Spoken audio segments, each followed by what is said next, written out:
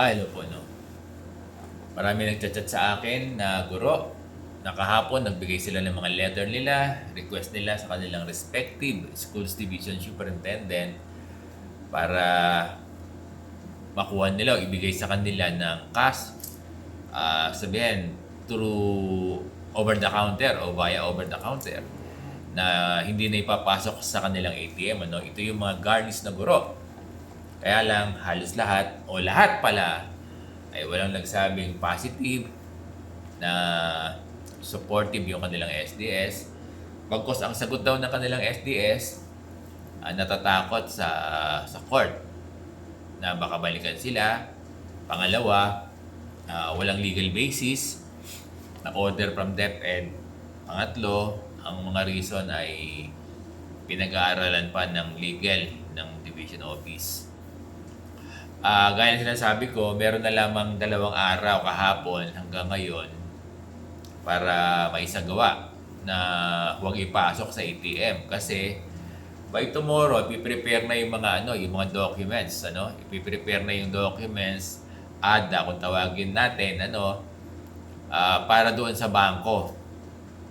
Kaya kung bukas wala pa rin mga direktiba from the DepEd Secretary na kung pwedeng ibigay ng cash sa mga guro or hindi papayagan ng mga SDS, yung wala, hindi makukuha talaga ng mga gurong garnish. Yun ang malungkot.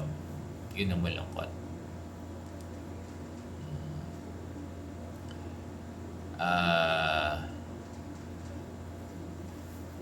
Wala akong masabi, no?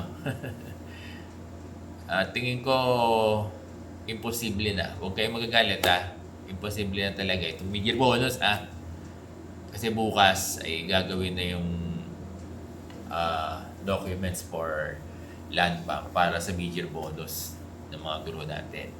Hindi naman po pwedeng i-delay. Dapat yung mid-year bonus ay matatanggap na on time. If not 14, May 14 ay May 15. Kung magbibigay ng May 14, siguro okay naman. May intindihan naman niya ng no? Oo. Pero ako sabi ko kay Marian, sir, mahirap ang sabay sabi ko, unahin mo yung sahod sa May 14. Yes. May 14. 12 ngayon, na makuha, ipasok ng 13. Tapos, yung mid-year naman ay May 15. Magkasunod. Or sabi ko, sabayin mo na. Bahala na kami. Basta matatanggap ng guro on time yung sa amin. Without delay. Dito sa Caloocan High School. And even alam ko sa Division of Caloocan, ready na sila. Ready na sila at matatanggap without delay. Baka advance pa nga ang Division Office Minsan mabilis sila So balikan natin, So halos lahat ng sagot sa mga letter ng mga guro natin, base doon sa mga nag-chat sa akin na marami na nag-try sila pero nagbigo sila, hindi pinayagan na mabigay sa kanila yung kanilang mid-year bonus na cash over the counter.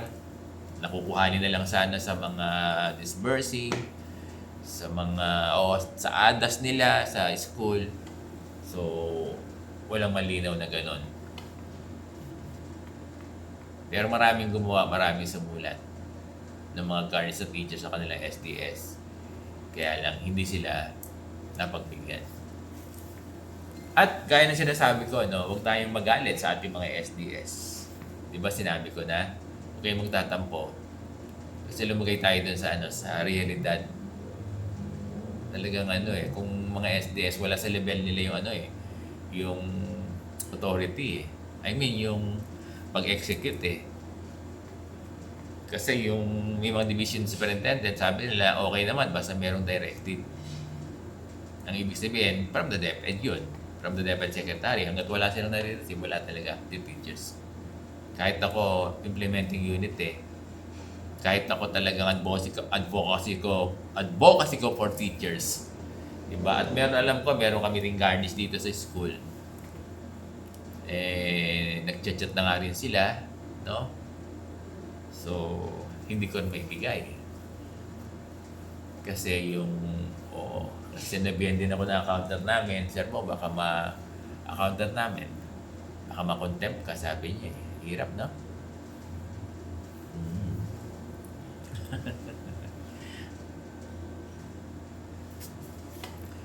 So, malungkot, dear teachers. Ay, yung sinasabi sana natin na DepEd Secretary na lang sana ang gumawa ng kautusan, ano? Na yung mga major bonus ng guardians ay ibigay na lang ng cash o over the counter sa mga guro at huwag na ipasok sa ATM. Kung ang mag-uutos ay DepEd Secretary, ano yan, it applies to all. Ganun sana mangyayari. Kaya lang, mag-aantay tayo till today, pwede till tomorrow, no? Kung maglalabas ng ganyan. Kasi alam naman ng ating DepEd Secretary yung sitwasyon ng daan-daan libong guro sa buong Pilipinas na careless. Sana mapagbigyan sila.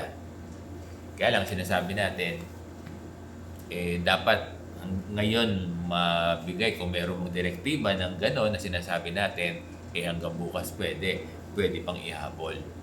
Para kung magkakaroon ng direktiba ang DepEd Secretary na ibigay sa inyo ng cash yung inyong major bonus at hindi na padaan sa ATM, para sa lahat yan kung magkakaroon.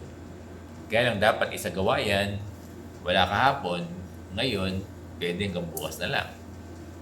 Pwede i-modify yung document natin for land bank, hindi kayo isasama kasi ganun yun, ano?